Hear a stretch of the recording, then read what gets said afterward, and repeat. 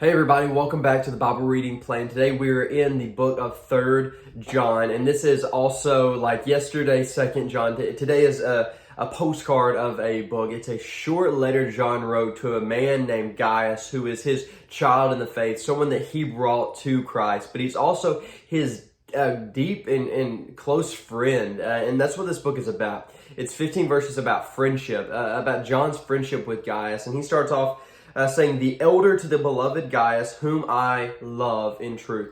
I don't think many of us men do that. Often say, "We love you," "I love you," to our friends who are male. It's some people see it as non-masculine, but it doesn't diminish my masculinity at all to acknowledge that I love my dear friends that are also male. So encourage each other with love. Your friends, let them know you love them. Walk in love. So share that love with others and show that.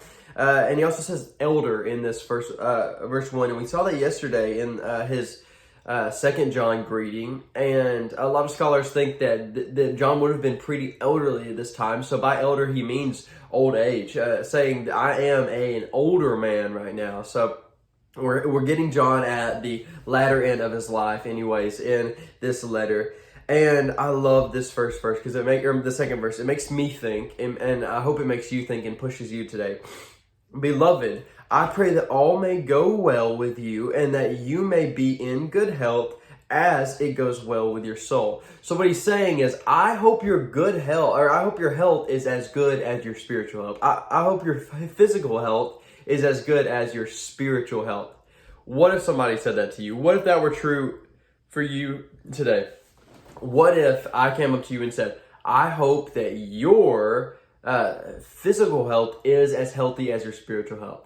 How would it go? I think about me. How would how would my physical health be if it were in match with my spiritual health? But it's something indeed to think about today. But in verse 3 says, "For I rejoice greatly when the brothers came and testified to your truth, as indeed you are walking in the truth. I have no greater joy than to hear that my children are walking in the truth." So he's taking joy, great joy, in knowing that his child in the faith is walking and being raised up. He's just living the Christian life, right? He takes great joy in knowing that. But skip down to verse 6 here. He says, he says in verse 5, "Beloved, it is a faithful thing you do in all your efforts for these brothers, strangers as they are, who testified to your love before the church.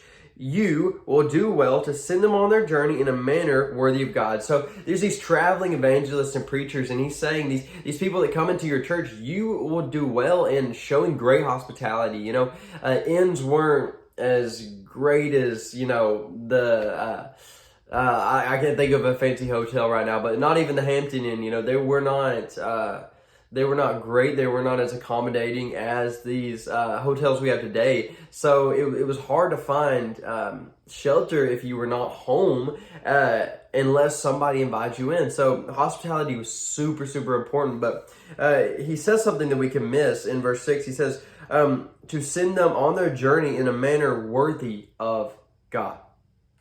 When you give tithes in the church on Sunday, do you look at that money and say, is this an amount worthy of God? Or when you bring someone in your home and you're either showing them hospitality or not, do you look and say, I want to treat them in a manner that would be worthy of God?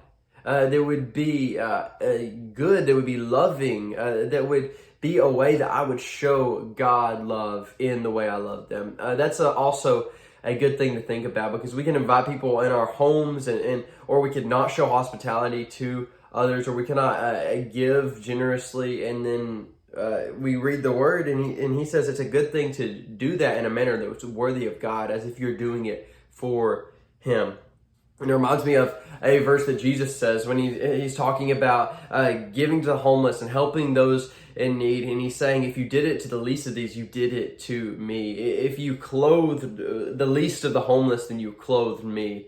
And I think that's something for us to think about, as we serve, we're serving Jesus in that. And I love verse 11. He says, "Beloved, do not imitate evil, but imitate good. Whoever does good is from God. Whoever does evil has not seen God. And in imitating God, our behaviors often are followed by a heart posture. Like we can do things, and by doing things, our heart changes in those things, and our behaviors change. So he says, imitate good things, breathe in, intake good things, and that's what's going to come out. But I love verse 14. He says, I hope to see you soon, and we will talk face to face. Because as we talked about yesterday, that is what's missing in our culture today is those face-to-face conversations. You know, people are super lonely right now, and they need face-to-face. They need friendship. They need love, and they need to know their love. So I would challenge you today to go show your friends love. Let them know you love them. Be a good friend. Treat your friends in a manner that would be worthy of God, and go sit down with them face to face, showing the love of Christ to them all the way. But thank you for joining me in the Bible reading plan, and I hope to see you tomorrow. Bye.